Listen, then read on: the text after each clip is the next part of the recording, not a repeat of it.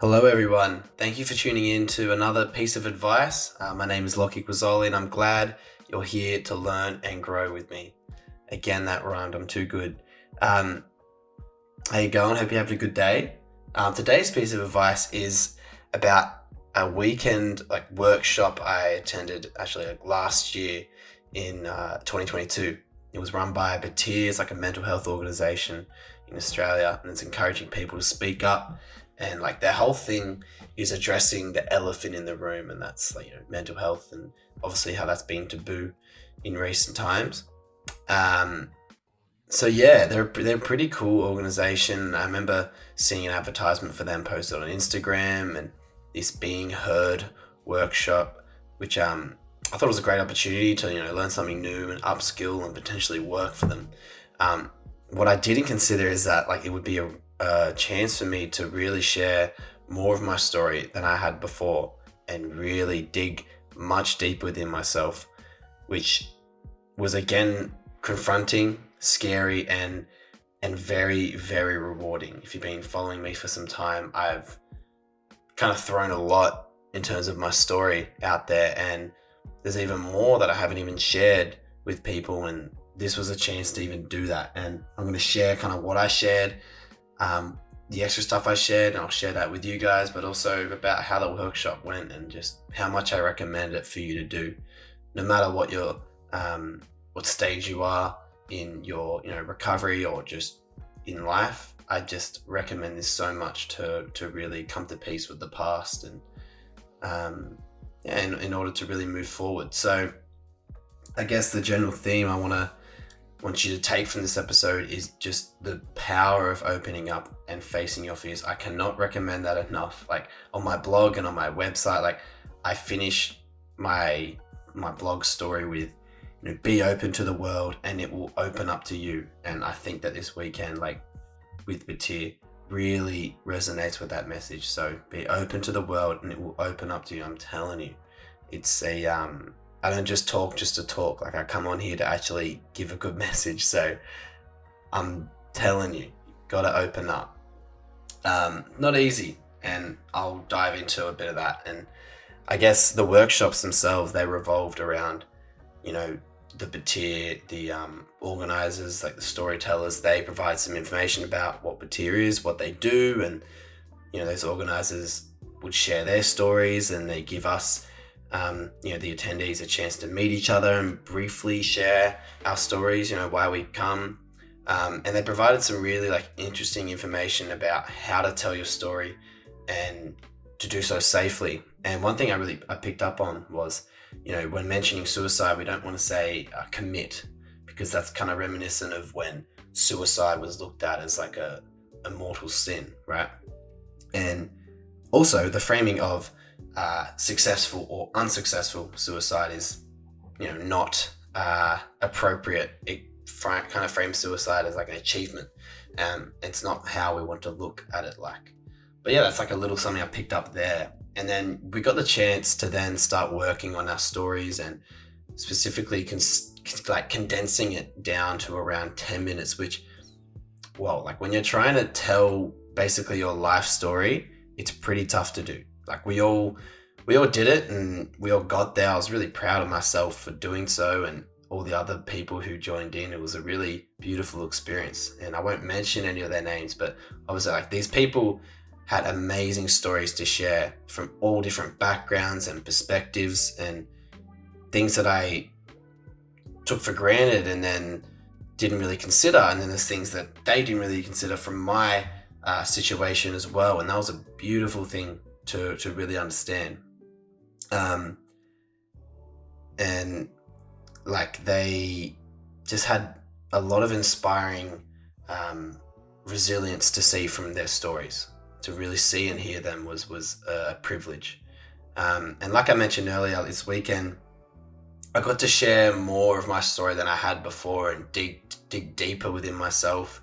It was very confronting, scary, but it was incredibly rewarding. So I feel it's appropriate to actually share with you what are the other things I shared about myself during that weekend, stuff that I haven't really shared on Path to Peace before. And I think it's important. Always keep in touch with yourself and when you do feel comfortable sharing things, like chuck it out there and see how it feels. And yeah, first thing I mentioned that I hadn't really mentioned before was pornography. The impact that it's had on me over the years, like starting it at a young age because all your mates are getting on it. And then there was that peer pressure of like, why aren't you? Oh, you haven't even watched it yet. That type of mentality. But man, like the impact it's had on me has not been good. And I definitely regret ever, getting involved with it. And it sucks because it is so accessible, and even just on your safe, in quotation marks, social media sites, it's everywhere. Like even soft porn is available everywhere. So it's a really hard thing to avoid. But yeah, mood swings and its influence on my initial view of relationships. Thankfully that's been repaired over time, and overall just how deteriorating it is to be entranced by is horrible. Like if anyone listening has been through this before with pornography, like how tough it is to beat once you've started. It's just like any addiction where it's a learnt habit, right? It's just any other habit that you've developed, and this habit has given you some sort of chemical reward, some sort of response. And so it becomes an addiction because it has for a long time been a source of pleasure for your mind and body, and you keep going back to that because you do need that to relieve yourself sometimes. And in future Path to Peace videos, I will, talk more about pornography because I think it's really so pervasive and destructive. But I think I want to prepare something, really well done to talk about it because it is everywhere. Like I said, it's pervasive, it's destructive, and it's really tough to avoid. Another thing I opened up about, which I haven't really opened up about much before, but my sexuality. And while I don't feel a need to define it, ever, over the years, I felt conflicted about it, and going to an old boys school and having, bi-curious thoughts, having affection for women, but also having certain affections, having affection for girls, because I was obviously in high school, and then having an affection for boys as well. And I did feel very conflicted at that time. It caused a lot of unnecessary turmoil inside. But I'm in a good place with it now, and I have a girlfriend who's great to talk about it, But when you're growing up, especially in an all boys school in high school, it's hard to know what is true, especially when you observe what's around you and you feel scared to stand out and be different. And you hear people using the word gay as an insult, and immediately disregarding someone or dismissing someone or laughing or like snickering when there's ever a mention of them being different or gay, whatever it might be. But yeah, that's something I'll touch on later videos as well. I think it's really important to reach out and talk about. But yeah, last thing I shared, I think this is the most important one because we all do it, was pretending. Basically pretending.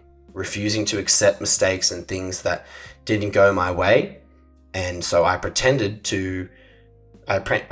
in terms of I made up stories in my head to protect myself. And I guess it goes back to the mind always striving to protect you. And that's a defense mechanism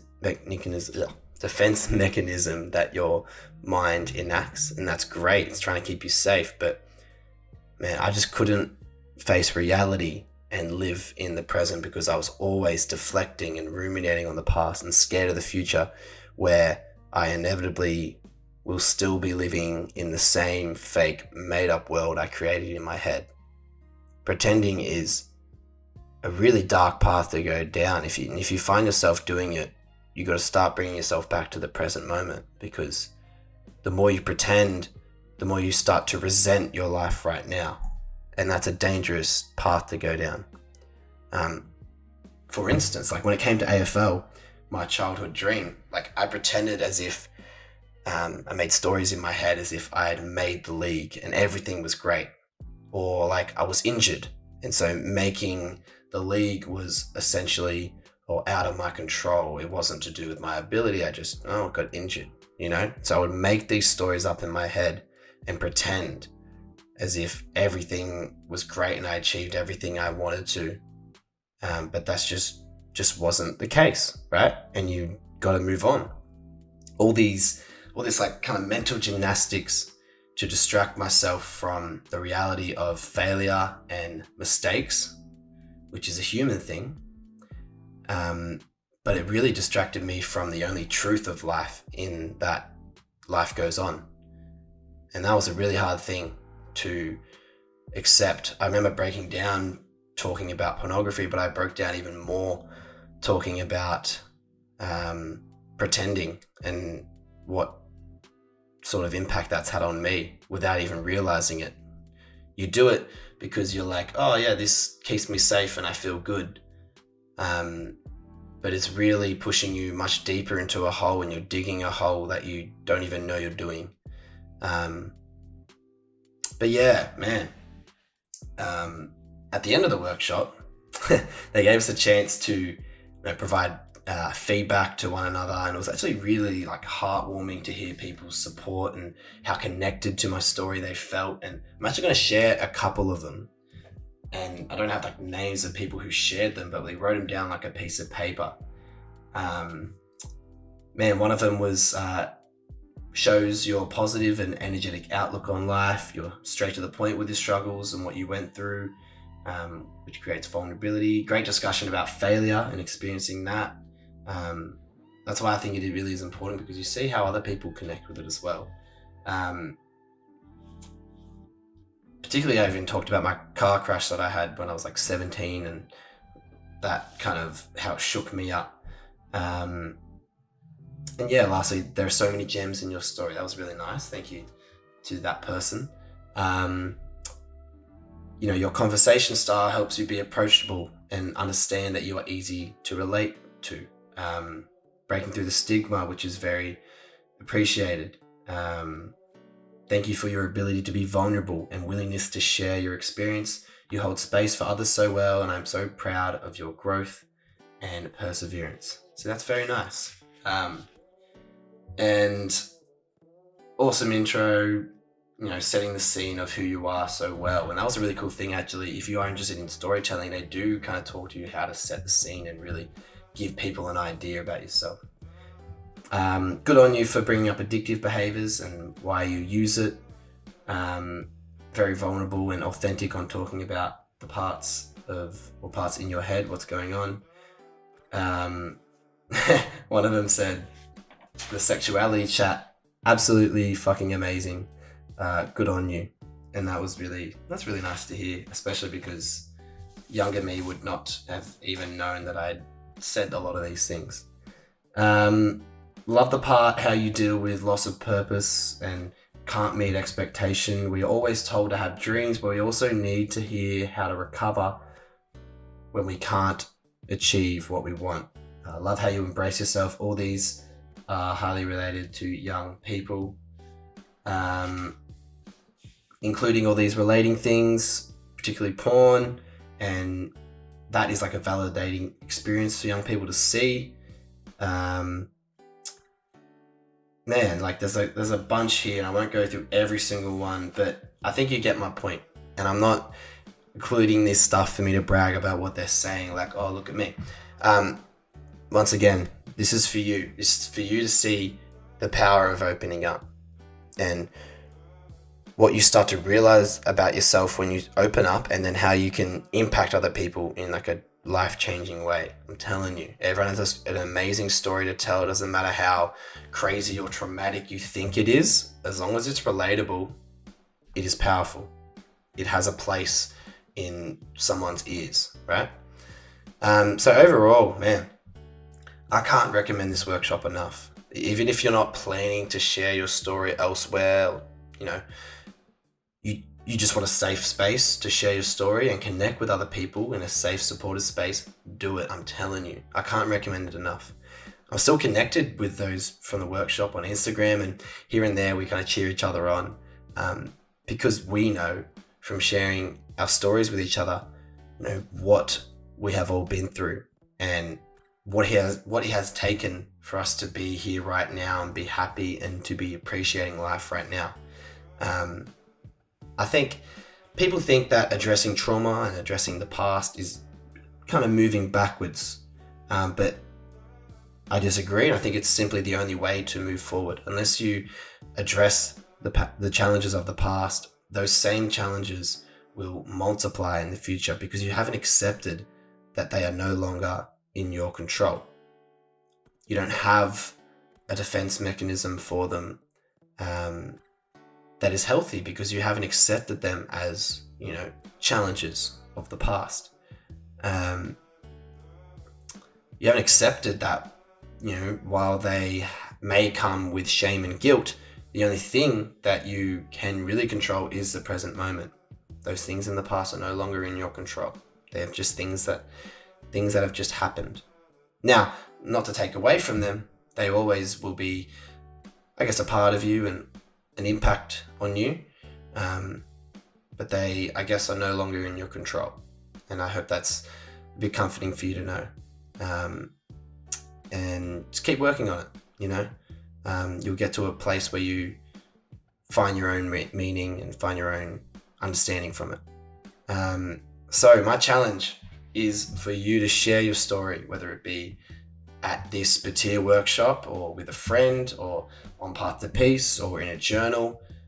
Please find a way to be honest and vulnerable about the past. If there are things in the past that you really haven't addressed or you're not comfortable with, obviously reach out to a friend. I'm always here to talk to anyone. I don't need to put it on an interview or put it on my YouTube channel. I'm just simply here to talk. And there are so many people who love and support you. I love you. I don't know who you are. I'm sure I do know who you are if you're listening, but I love you because you're coming on here and you're trying to make yourself a better person and you're helping yourself in a variety of ways and you're allowing yourself to be vulnerable. So please do that. Find a way to be vulnerable about the past and things that you've been through. It can be one of the best things you ever do for yourself. So yeah, wow. Thank you for listening. I love you for listening in. I appreciate it, really. Whoever you are listening in and you trying to learn and grow with me, thank you. I appreciate you. And open up. Find a way to tell your story. Be honest. In whatever way feels right for you. It can be one of the best things you ever do. So I'll see you in the next one and have a good one.